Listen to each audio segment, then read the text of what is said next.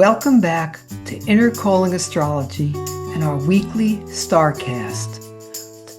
What do the planets have to say this week? I'd like to begin with two tense aspects in the sky that we've been experiencing that have just come to a climax. We'll continue to feel these influences even as they begin to recede from one another, but they're at their height right now. Mars is in square aspect to Uranus, which is potentially quite combustible.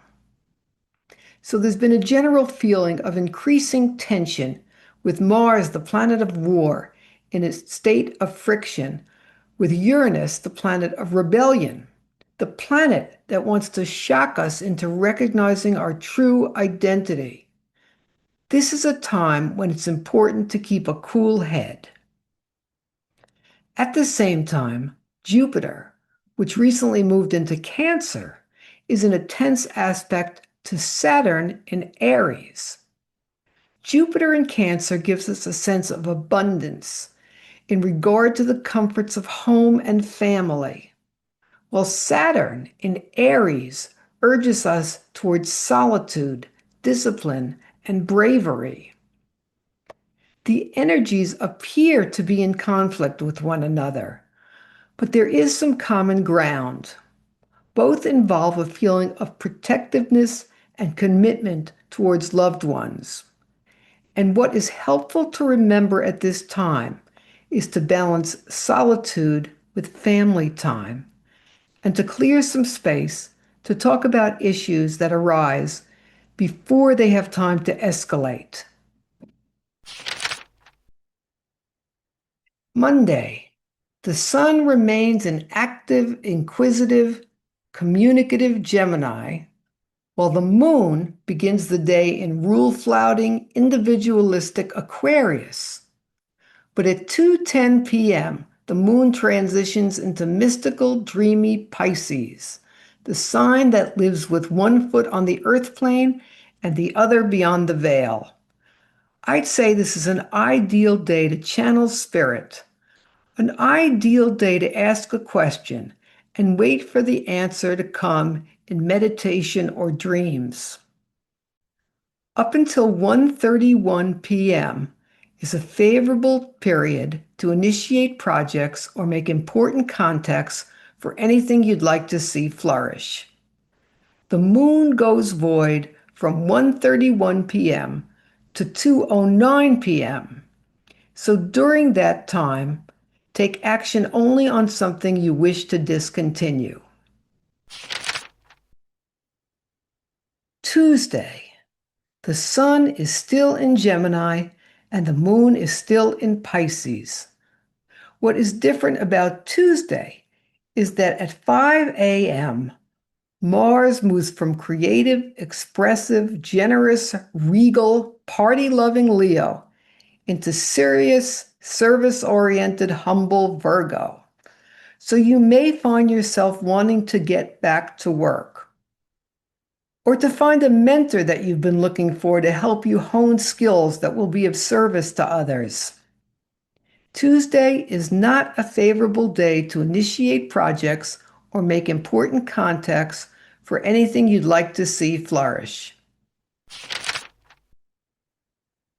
Wednesday, the Sun is still in alert, language-oriented Gemini, and the Moon is still in mystical, dreamy, compassionate, intuitive Pisces. In the early part of the day, the Moon will be transiting through the Pisces North Node, so a reminder to treat ourselves and our neighbors with the utmost kindness.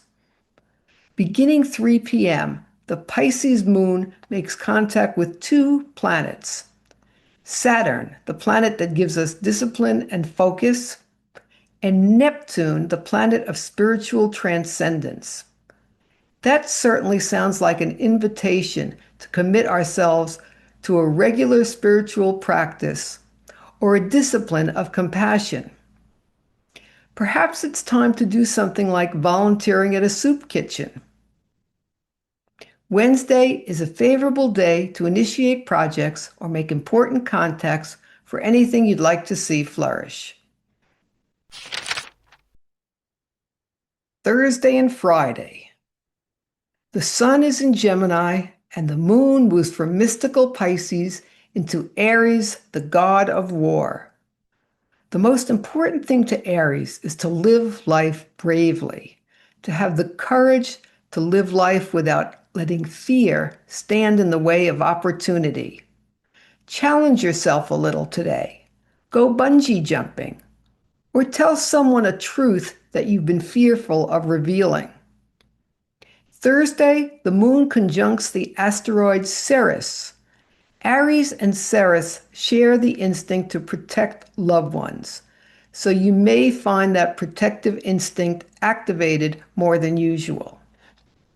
On Friday, Mars in Virgo is in a supportive aspect to Jupiter in Cancer, so that would be an auspicious time to fix some things around the home or learn a new recipe. Thursday and Friday are favorable days to make contacts and connections for plans you'd like to see flourish. Saturday and Sunday.